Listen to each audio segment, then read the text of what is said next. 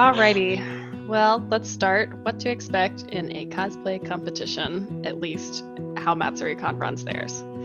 So, if you guys want to go ahead and introduce yourselves. Well, I'm Libby. I go by Owl Eerie online. I've been cosplaying since about 2007 and competing since around 2008 or so. I have a couple of, Best Masters and a Best in Show under my belt. So I've, sort of started transitioning into judging every once in a while, and we'll do a performance from time to time. And I like the competition aspect of cosplay just because it lets you flex on your skills and make a whole bunch of new friends that are also interested in the same sort of crafting hobbies that you are. So I'm Shay, or I go by Leviathan Costuming or Leviathan Blaze, depends on what site it is. I've been cosplaying roughly since 2012, and I started competing in 2015. Same with Libby, I have a couple Masters awards under my belt, both in the States and in Canada, so that's fun. Yeah. Hi, I'm Caroline Crunchy. I'm your cosplay head here, and actually my first competition I ever was in was Matsuricon in 2012. Starting in 2014, I started staffing, and then 2015 I took over as the cosplay head, and I just have a fun time making sure that the competition goes well and everybody's enjoying themselves. So we'll start with Craftsmanship versus Performance. What are the differences? What are the similarities? We'll get into judging, what exactly happens during judging, how much time you have, what you should and shouldn't go over, how scoring works, how important reference guides are, and then, just dealing with being on stage and the number one most important rule to remember when competing. So, do you want me to also add in my experiences from doing international cons over here in Canada? Please okay. Do. Because that will definitely, it's very, very different, I think. And I didn't realize that either until I think you and I talked about it. And I was like, wow. Yeah. And it's you wouldn't think they're not that different, but then you get into them and you're like, oh, they are. They are, yeah. First up, Craftsmanship versus Performance, so frequently asked questions. So do I have to make my own costume and do a skit in order to compete? I think Matsuricon is at the moment the only holdout that to do Best in Show, you have to do both. Right. Most cons have split that, so there's a Best Overall Craftsmanship, Best Overall Performance, but they're not tied together. Right, but then there's other, there's WCS that you do have to do both, so which is World Cosplay Summit, for those of you who don't know, which is the international, worldwide, or one of them, cosplay competitions. So that one, you do have to make your own costume, and you do have to compete, at least here at Matsuricon, you do not. Shay, do you have anything to add on that front? Okay, so over here it's kind of different. We don't, I know it depends on what cons you go to, but for the most of them, the walk-ons for the craftsmanship and the skits are kind of put into one. Mm-hmm. Where it's you can just do a basic walk-on, but you won't get any more points for it or anything. It's hard to say because they're divided, but they're not divided because we don't. I'm trying to figure out how to word this right. You don't necessarily do a scripted performance, but you do have to bring your stage presence. There are some conventions that do have a separate, it's a whole separate skit competition. But most cons, at least here in Ontario and Quebec, they're 45 seconds max. So they aren't really even real skits. They're just glamorized walk-ons. Yeah. Less stressful. Yeah, that's true. Less stressful. It's less stressful, but also more stressful. Yeah, a different kind of stress. Yeah, so it's kind of craftsmanship and performance kind of get mashed together, but you can separate them to a degree. For how much you have to make when you do craftsmanship, the correct answer is as much as you can. But a lot of competitions will have minimums of for novices 50% must be handmade or modified, just so that it is truly a craftsmanship entry showing what you yourself have crafted. It's not so much a closet cosplay of items that you've curated from the thrift store or your closet or whatever. Mm-hmm. And in that breath, we're not expecting people to make their own shoes or their own wigs and that sort of thing. However, if you do make those things, you get extra brownie points for that because that is very impressive. It's just whatever, additional levels of detail you can put into the costume to challenge yourself with. Yes. We always like to see. But as you get up, toward like master's level, like anything less than 90% handmade, Mm-hmm. you kind of get a little squints from the judges. Yeah. Okay. And then how much of your costume do you have to have made for your skit? Again, specifically for Matsuricon, you do not have to make any of your costume for your skit. It's nice that if you do, then that's really, really neat to have as an addition for your skit. Make sure you tell your judges or tell the judges if you do that. But it is not a requirement because for skits, it is strictly based on your performance. But again, make sure you check from convention to convention when you compete because it does differ from here and there.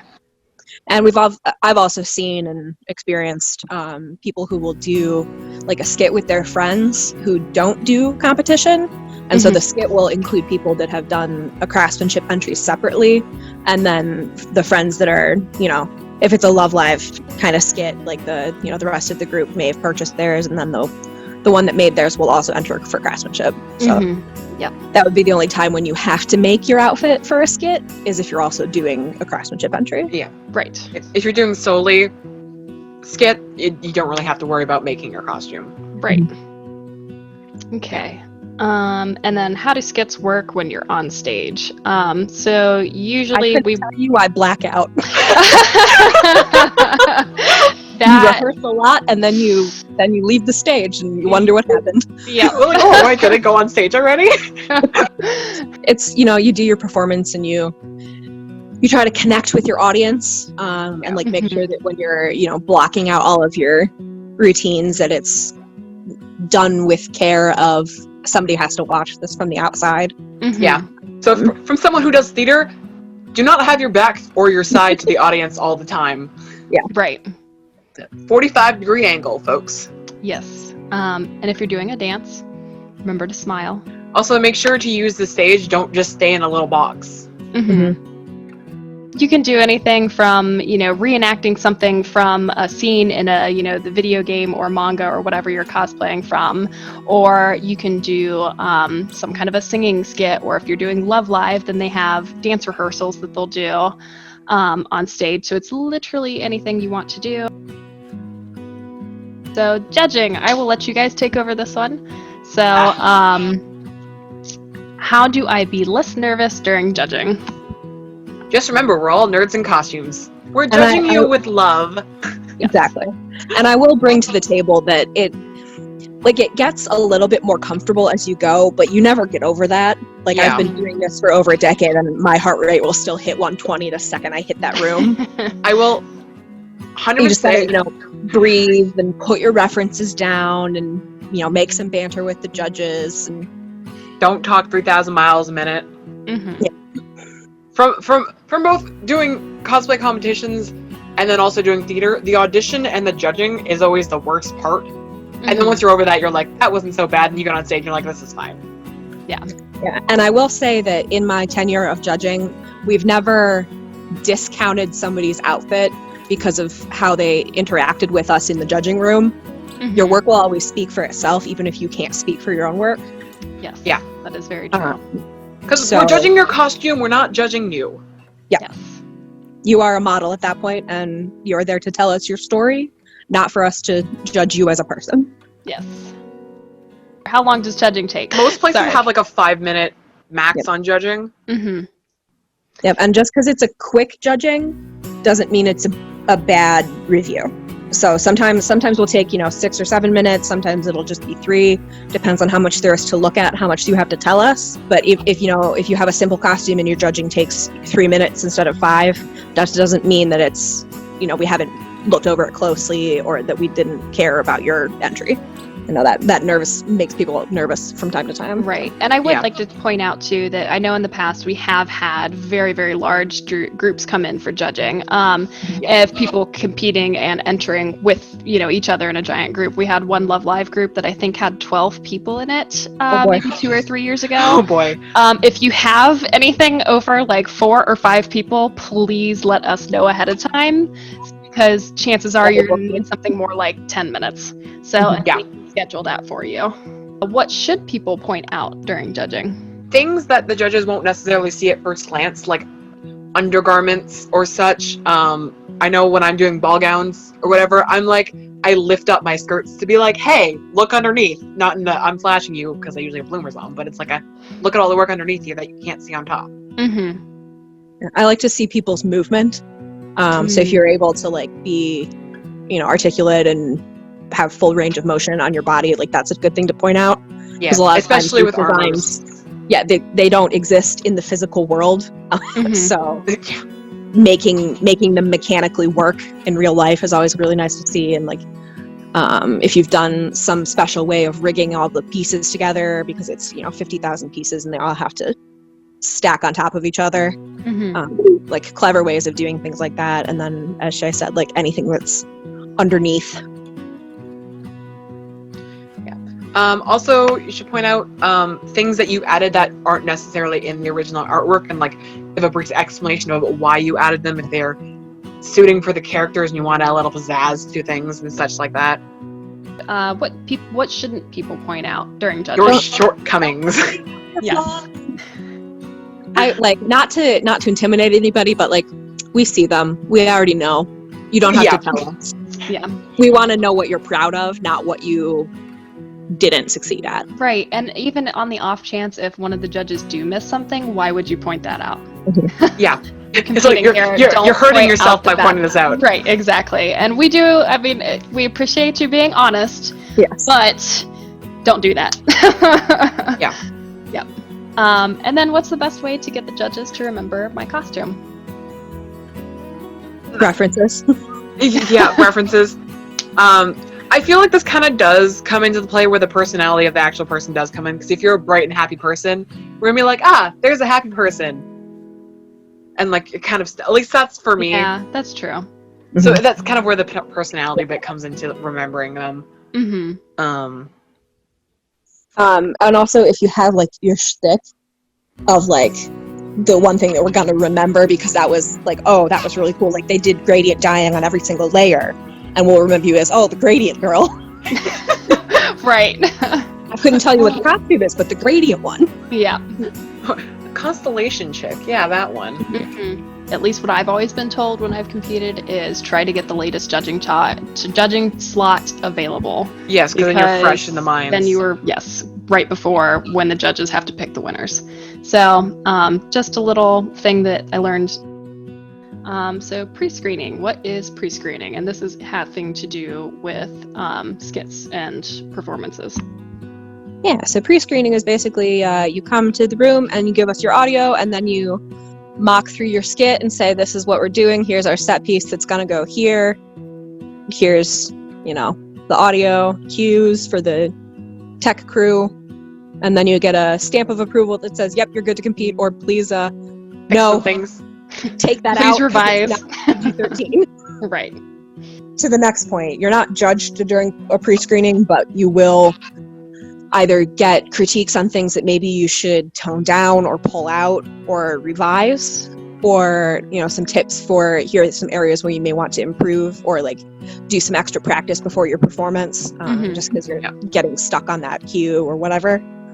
So the person doing the pre-screening is not the performance judge. It's just an additional third party that's there to, give you as much of a push onto the stage as we were able to. Yes. Perfect. Yeah. Okay, and again, what should people point out during going through their pre-screening? Just basically where the props are going to be. That's the only thing I can think of because you're not really being judged, so you don't have to point out or not really point out anything. Yeah. Things that I would point out are like if you have a set piece, if you need help getting that set piece on stage, if anything from your props or your set is going to stay on stage and needs to be taken off. If you've got like a quick change or anything like that, and then your audio cue.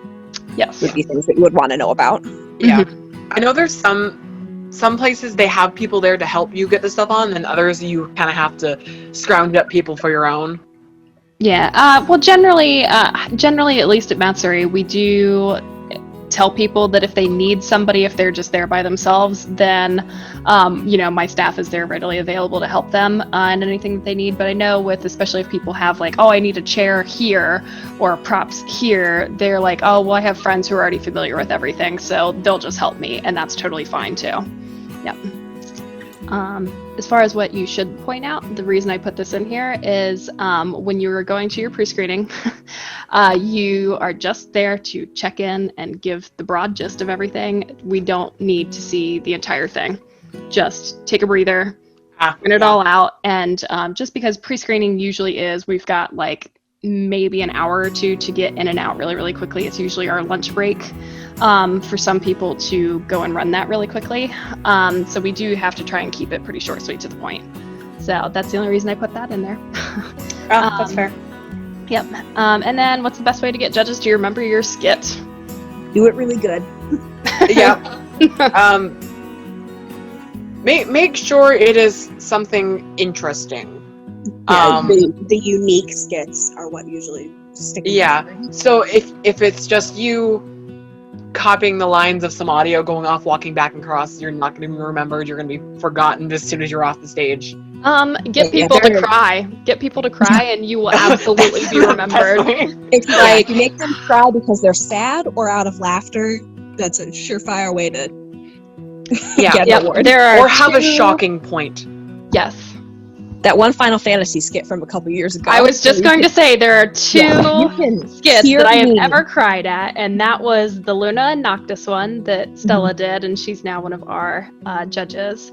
And that one made me cry, and then there was a Princess Tutu one that I think this was probably 4 years ago maybe, and I was just like, I need like 5 minutes, guys, no one come talk to me because I'm just gonna cry over here in the corner. So but yeah, no, so evoke emotions for sure. Craftsmanship scoring, clean, short, sweet, to the point, because again it is 5 minutes that you get to go in there. Yeah, you're just kind of jotting down things and going. Right. So, again, it's just name, character, series, division, which is novice, journeyman, masters, and closet cosplay or junior. That is our other one. So if you're 13 or under, then you are allowed to compete in the junior division. So we judge on overall craftsmanship, is just how clean it is, what kind of techniques did you use, did you get out of your comfort zones? Finish your seams. Yes. Press your seams. And then how accurate you are to the original source material. Things such as skin color or eye color do not reflect poorly on your accuracy here. I don't necessarily judge accuracy 100% on how close it is to the reference all the time. Like if they have something that isn't in the artwork that they added because it's personality-wise it fits in, then I'm like, okay. But I mean, for the most part, it is how close it is. But little things like that. That is definitely that we do and try to encourage. We don't want people to get kind of stuck or bored or whatever remaking something to a T exactly. We want to see like, oh, well, there's not really sparkles here, but because they're a princess, I would imagine that there would be rhinestones everywhere. So yeah, but you better come with a good rationalization for it, because I, on the other hand, am a stickler for by the book accuracy. So I want your shapes to be properly proportioned. I want the fit to be as good as you can make it, and if you have to sacrifice some of the proportions to make it fit your actual human shape, that's a concession to accuracy. But like, I would say that's even a better thing to have, because you know what your body type is, and you are making something fit for your body type that's not necessarily quote unquote accurate. So, but that just shows to me personally that you know how to tailor something then. Yeah. So yeah. Accuracy with a little asterisk. Right. Yes. So yeah, there is a point where it is too much personal interpretation, where it stops being accurate at that point. Yeah. So that's what like the fashion show kind of competition was for. Exactly. And then materials is something you're using, something that would work with the source material. It's kind of like a thing of like, okay, these materials make sense for this costume. Like, I wouldn't use fur and suede to make a ball gown. Well, okay, there are some exclusions to that, but But you also, like, if you're making a ball gown, you're going to use something, bougier than like raw generals, polyester, satin, or like silks and such, like the shiny stuff that's like, ooh, fancy. Yes. I like to see a lot of texture when people pick materials. So, like, instead of using just like a satin polyester, using like a shantung that's got some of like the ribbing in it, or a suede to give you a little bit more texture and visual appeal. Yeah, as long as it makes sense with the design of the character. Right. And even like subtle things where it's like a tone on tone print, where it just adds that little extra something where it's not completely flat. Right. Yeah. So, like, from my personal experience, I back in the day cosplayed Mommy from Madoka Magica, who could easily be made out of all satin materials. I instead chose to use suedes, just because it gave it more of a rustic musketeer kind of feel. But both interpretations are equally valid. Right. Yeah. And I think most of mine was cotton too, so there is a lot of leeway for like costumes about what you can use for what. Yeah, as long as you can explain it. Yeah, that's what I was going to say, is if the judges ask, why did you decide to use these materials, make sure you have a reason to back it up. So, and the more explanation you have, the better. So, and your explanation is also allowed to be, I liked it and it was pretty. Right. Yeah. This is what I decided to go with, and you're going to have to live with it. So, okay, and then application of techniques. Making your own, like a Kabuto? Thank you. Resin castings. Yes.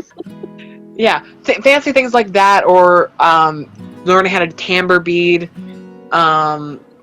gradient dyeing. Did you learn anything new? Like, did you challenge yourself? For prep work, 3D prints are nice as long as they are finished. So I am less impressed by the fact that you have a 3D printed staff than I couldn't tell that it was 3D printed, not made out of foam. So, and like, if you do your own modeling, we want to know that, like, things like that are some of the behind the scenes skills that make your costume look better for your final entry. Right. Yeah. And then, so the other notes is usually generally, at least judges in the past have written down things that have really stuck out with them, or something that they know they'll remember this person by, because they're like, they did this really well, or holy cow, this school costume or this schoolgirl costume looks like it was bought. It was so good, and things like that. So just little things here and there. So try to stand out in some way or another. It could be, we've seen super, super intricate costumes with armor and sewing and, crazy wig work and that sort of thing that have won major awards. But we've also seen things as simple as, like I said, a schoolgirl costume that is just so clean and so perfect that it deserves that major win, so. That other notes section is also where we'll put things like, oh wow, the prop was great and the colors choices were beautiful, but they didn't press any of their seams and there were loose threads hanging off the entire costume. Because that's going to count against you because it's impacting your overall appearance. Or it's like there is glue strings hanging all out of this armor, or was the inside of the armor finished? Yeah, things like that. So we will kind of take note of flaws or drawbacks, but not necessarily things that are like, they did this wrong, it wasn't the right color, they lose, is not something we're going to write down. Right. Okay, so references. These are some examples of references we accept. Just everything from images that you find online and print off, that's totally acceptable. If it's something that's strictly seen in a manga, absolutely bring in the manga in. Screenshots from, the actual anime or the live action series or the video game, etc. Art books are always accepted. Game guides often have art guides, or reference sheets in them too. And I love seeing figures personally. I love it when people bring figures in. I know that it's a pain to bring them in and keep them safe, but if you have them, I love being able to compare a 3D object with another 3D object, And you can see where things are actually situated, not just shifted around on the flat images. Right. But basically, we want, as many angles, as many detail shots as we can get, just so that we can form a fully 3D realized mental image of what your costume is supposed to look like. Mm-hmm. Yeah. I don't know if you have anything else in the power part about it, but like bringing in like whip photos too. Yeah. Especially we'd love to see those. Higher Yeah. in the divisions. That was what I was going to say. Did what you say you did. Mm-hmm. But I was going to say, like, a lot of people bring very nice binders where they've got their reference pictures, the whole process all the way through. I'm looking at you, Libby. I write a dissertation. Yeah, hey, it is super appreciated. So literally, whatever people bring that in for judging, all of our judges are just like, yes. That also helps you stand out. Process. Yeah.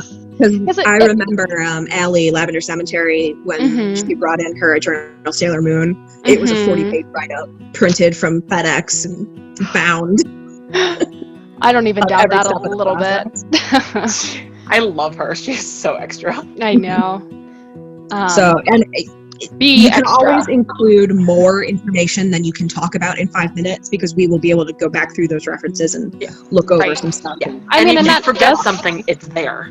Yeah, yes. And that does happen a lot, especially when you're going back through trying to choose winners, is you're like, oh crap, okay, well let's take a look at this again. And if you have those up close images of working on it and finished things and tiny details, the judges will absolutely see that. So it's not a waste of time to put together a very detailed, organized binder of your whole process. So it just occurred to me, and I've never done this in my 12 years of competing, that you could also, like, in your binder include a photo of yourself front and back, but that would also require you to be done with your costume. Yeah. I know most convention lists that I've been to, they do take photos of you there at the judging point. I don't know if Matsuricon does it, because I haven't been there since 2015, but okay, so moving on. Being on stage. How do I stop getting stage fright? You don't. Yeah, you really don't. Like, it's just experience. I do theater, and I did like 9 shows in a row, and every time I get on stage, you're just like, no. And then you get on, and you just kind of black out and forget. Practice your poses ahead of time is the biggest thing, so that when you get up there, you know what you're going to do, and you don't have to, like, rush to one spot and then be like, oh no, what was I going to do here? And then you're fumbling with your prop. It's better to, go to your spot and strike confidence and do your 3 poses and leave. Yeah. Do yourself a favor and buy a $20 full-length mirror, hang it up in your room, and practice posing with it. Yeah. And also, the one really big thing to remember about your walk-on is it has no effect on your award. You've already been judged, the winners have already been chosen, and so even if you fall off the stage, it has no effect on your grading. Right. If you fall off the stage, people will remember you, but you fell off the stage. Right. Not recommended. Yeah. I just know that the other thing that kind of helped me at first when I first started competing was is when I did Big Sister from BioShock 2. And so she has this big helmet on, and just having that faceplate between me and the crowd really, really helped me kind of get over that stage fright. Since I don't have any other costumes like that, the stage fright is back. But just, I guess, think about some outside of the box ways of getting around that, and see where it comes from.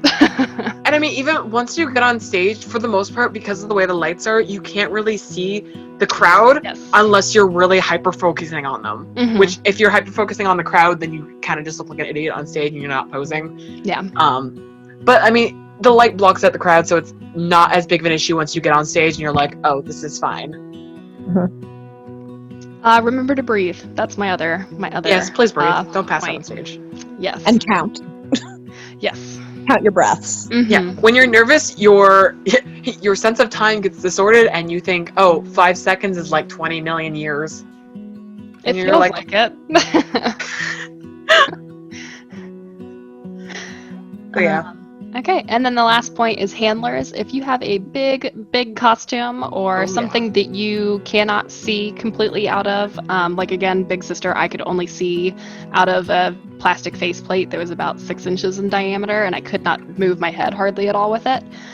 So I had a handler that would help me move onto the stage. She held my hand and then ran across the other side of the stage so I could do my 3 poses, and then would help me off the stage. That's okay to have. Yeah, like Matsuri 2015 when I competed with Homer, I had to have Dimitri help me get up the stage with my giant 7 foot. I don't remember how big my wings were. It was huge, yeah. It was huge, and I was also in 6-inch heels, so he had to like help me up the stairs and then booked it across the stage too. Right. And if it's just something that you physically cannot get up the stairs because of something is too wide or whatever, let us know ahead of time. We will figure something out. So, but also, like, for any other cons, make sure you pay attention to their size limitations, because some cons, if you're too big to get on the stage, they won't let you. Yeah, I think right now our biggest thing that when we have size limitations is I think we have nothing can stick off of you further than 2 feet, and if you have something that's like a prop or a wingspan or something like that, it can be no bigger than 6 feet, and it has to be able to break down. Any other last notes about being on stage? Have fun. Yes. Yeah. Don't fall. The hard part's already over. Right. The judging is over. Now you just get to have fun with it. And, unless you're doing a skit, and then you get to suffer. Right. then the suffering starts again. But yeah, after you're judging, like, you're done. Your only task really is to, make a new friend while you're waiting for the show to start. Yeah, that's definitely one thing that I've noticed is, like, especially if I'm super nervous, just there's everybody else that's back there who is just as nervous as you. Just talk to them. And what'd you say? That's how I met Shay. I think that's how I met both of you guys too. So, like, you met me 2013 or something like that. Yeah, that's how I met Libby. And the first official, like, real meeting we had besides the quick, like, hi, as I walked into the judging room, was when you gave me that massive sandwich of all the leftover meat and cheese. Yes. We have a fun time at Matsuri, so it is always a good time. So, but green rooms are probably the best time you will have at a con. Yeah, I always like it. It does take a long time. That is one thing that I would definitely consider when you're going into judging, is that it will eat your entire Saturday. It's fun, but don't plan on doing anything else until way late at night. Make sure you eat. Yeah. But it is fun. It's just a different kind of fun.